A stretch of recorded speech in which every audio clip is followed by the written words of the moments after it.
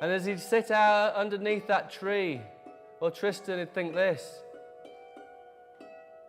when I'm gone, who will there be to look after this tree? When I'm gone, who will there be to look after this land? When I'm gone, who will there be to make that choice?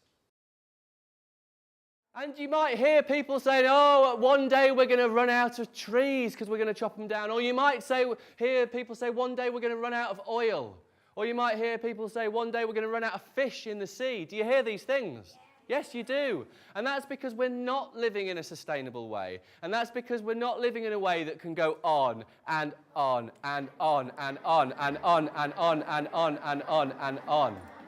And you see, these folk tales, they have these messages in them, and these folk tales make us think about these, and this is why they're great. This is why they're passed from storyteller to storyteller to storyteller. And so I ask you this. I ask you in the next 24 hours to tell one of these stories to somebody, or maybe even tell 2, or maybe tell 3.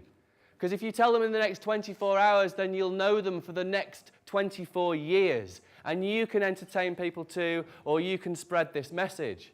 Puppet show this morning was really good, and that got the message across clearly with the different characters involved and the way that you'd got the audience involved in the story. Sort of really engaged the children, which was brilliant.